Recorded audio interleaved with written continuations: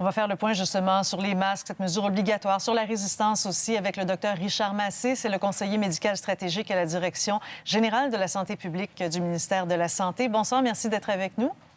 Bonsoir. Bon, dites-nous d'abord, vous avez pris acte qu'il y a une résistance. Il y a un noyau qui ne veut pas porter le masque. Oui, on est conscient qu'il y a des gens qui voient ça comme une limitation de leur liberté. Ceci dit, c'est pour le bien-être de tout le monde. C'est toujours un équilibre délicat entre les libertés individuelles puis la protection de l'ensemble de la population. On a demandé depuis plusieurs semaines d'ailleurs que les gens utilisent le masque dans les endroits publics. Et il y en a plusieurs qui l'ont fait, merci beaucoup, mais on voit qu'il y a encore une résistance et je pense que c'est nécessaire d'aller plus loin actuellement, parce qu'il y a des gens qui sont complètement asymptomatiques, qui ne savent pas qu'ils sont malades et qui essentiellement peuvent transmettre dans cette période-là où est-ce qu'il n'y a aucun symptôme aux autres. Donc, c'est absolument important de pouvoir protéger les gens de cette transmission-là. Et c'est pour ça qu'on est obligé de le faire. Qu'est-ce qui n'a pas marché dans votre message, dans votre communication exactement? Bien, en fait, c'est parce qu'on est allé progressivement, puis on s'est dit, on va dire aux gens qu'ils peuvent utiliser le masque, qu'on recommande fortement d'utiliser le masque, et on a vu que cette résistance-là, elle était présente, plus présente même qu'on aurait pu s'y attendre. Et puis donc là, dans certains endroits, on est arrivé à devoir l'imposer. On était réticent à arriver à une solution comme celle-là, mais on voit l'impact. Si on regarde dans le métro, on passe de à peu près 50 à entre 80 et 90 C'est vraiment une grosse différence. Bon. Est-ce que c'est vraiment efficace? Je reçois là tellement de messages de la part de téléspectateurs qui posent cette question-là. Est-ce qu'il y a des études qui affirment que c'est efficace et que ça va faire une différence? Bien, il y a beaucoup de genres de masques différents. Si on parle d'un masque chirurgical ou ce qu'on appelle un masque de procédure, bien là, c'est prouvé comme étant très efficace. Si on regarde des couvre-visages, il y a beaucoup de sortes de couvre-visages, puis il y a des normes, il y a des gens qui ont identifier qu'est-ce que c'était la meilleure option. Et ça offre une bonne protection, mais pas une protection aussi grande. Mais quand même une protection qui est plus grande que de ne pas l'avoir. De là, l'intérêt qu'on a eu de dire on va rendre des masques accessibles à ceux qui n'en ont pas, et puis on va dire aux gens qu'est-ce que c'est que ces masques-là pour le pouvoir faire. Mais il y a définitivement un niveau de protection qui n'est pas 100%, mais qui réduit les risques de transmission. Et dans notre situation, on pense que ça peut faire une différence. Bon, quand vous dites que ça réduit les risques de transmission, en fait, quand on porte le masque, est-ce qu'on le porte pour se protéger soi, donc on empêche les gouttelettes de rentrer dans nos voies respiratoires, ou est-ce qu'on le porte pour pour protéger les autres, finalement, pour éviter de répandre nos propres gouttelettes vers les autres? Exactement. Fait que les masques, là, c'est pas des masques qu'on utilise pour se protéger soi-même. Ça existe, ce genre de masque-là, mais c'est un autre type de masque complètement différent. C'est des masques qui protègent les autres contre nous. De là, ce que je disais, le raisonnement de la protection sociale, que c'est un geste pour protéger les autres contre ces infections-là. Et l'efficacité dépend de la qualité du couvre-visage que vous allez mettre, que vous allez acheter, et puis de la façon que vous le portez, parce qu'il y a des gens qui ne le portent pas bien non plus. On voit des gens qui le portent en dessous du nez, des fois même c'est un couvre-menton. C'est pas ça dont on parle. On parle de quelque chose qui couvre le nez, la bouche, et qui est bien adapté. Oui.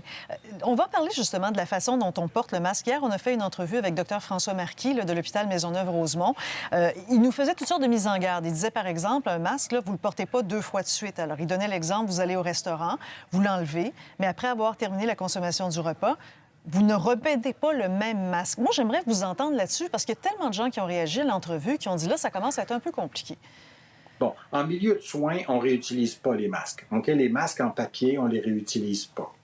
En milieu public, les gens qui ont des couvre-visages en tissu, on peut les réutiliser, mais pas s'ils sont souillés, s'ils sont mouillés. Puis généralement, après une utilisation de quelques heures, 3-4 heures, ça dépend de l'utilisation puis de la chaleur ambiante, etc. Là, c'est plus vraiment utilisable. Donc, si vous le remettez dans des conditions qui sont bonnes, il y a des petites pochettes que vous pouvez avoir, que vous le mettez dedans. S'il n'est pas souillé, s'il n'est pas mouillé, vous pouvez le réutiliser. Si c'est un masque en tissu. Mais si c'est un masque qui est en papier, là, c'est pas la même chose. C'est des couvre-visages, c'est fait pour un usage unique. Et c'est surtout en milieu de soins qu'on utilise ça. Mais les gens l'achètent. Vous savez, quand vous parlez des masques en papier, j'aimerais qu'on précise. Les gens ont besoin vraiment que tout soit concret. Ça, c'est les petits masques de procédure là, qui sont blancs d'un côté, bleus de l'autre côté. On peut acheter ça même dans les quincailleries. Il y a des gens qui m'ont écrit, qui me disent, bien écoutez, si je le porte, si je le retire, je le fais sécher quelque part, je le laisse là, quelque part dans ma maison et, bon, on dit que le virus, ça peut pas... Ça finit par mourir sur les surfaces surface. Il va peut-être finir par mourir dans le masque aussi Oui. si jamais j'ai été en contact. Est-ce que je peux le reporter quelques jours Oui. plus tard? Bien, vous avez raison d'être concrète comme ça, parce que quand on a un masque comme ça, on dit qu'il faut le laver entre les deux. Puis le masque qui est en papier, on ne peut pas le laver. C'est ça la différence. Alors qu'un masque en tissu, on le lave, parce que c'est ça qu'on dit aux gens. Vous le portez pendant 2 heures, 3 heures, 4 heures, puis après ça, vous le lavez. Mais le masque en papier, bien, il n'y a rien à faire avec ça. Vous devez le jeter à ce moment-là. Vous ne pouvez pas le laver. Donc, le reporter, à un moment donné, il n'est plus efficace parce qu'il n'est plus étanche. Essentiellement, les microbes peuvent être morts après, mettons, 2 jours ou une journée complète, mais à ce moment-là, il est moins étanche qu'il est quand il est Alors, je comprends que quand c'est en papier, quand c'est fait pour être jetable, il faut respecter le mode d'emploi. Finalement, il faut le jeter. Revenons sur les masques en tissu.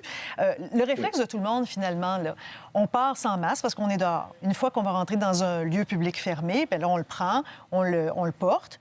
Une fois qu'on a terminé notre course, bien, souvent, on l'enlève puis on le met dans la poche arrière des shorts ou du pantalon ou dans le fond de sa bourse, finalement. Si on va plus tard dans un autre commerce, on le reprend. Est-ce qu'on peut le manipuler comme ça ou vous dites le masque, même en tissu, il faut le mettre dans un petit sachet, il faut être un petit peu plus prudent que juste le mettre dans sa poche arrière? Bien, la poche arrière, on risque de s'asseoir dessus puis de l'abîmer, puis ça va être plus difficile. Mais en tout cas, moi, je le mets dans une poche, mais je le mets dans une pochette, justement, pour le garder propre, pour pas qu'il soit sale, pour pas qu'il soit attaché de d'autres choses, là. Fait que j'aime mieux de le mettre dans une pochette, mais à défaut de le mettre dans une pochette, vous le mettez dans votre poche, bien plié. Ce qu'il faut, c'est pas le laisser traîner pour que les gens puissent y toucher ou le manipuler ou quoi que ce soit. Bon. Il y avait des questions même sur le pliage, hein, vous savez. On le plie comment? Bien, en fait, on peut le plier en deux, et puis là, vous pouvez le replier sur lui-même, mais vous laissez la partie interne du masque à l'intérieur. Donc, vous gardez la partie qui est près de la bouche à l'intérieur. Bon.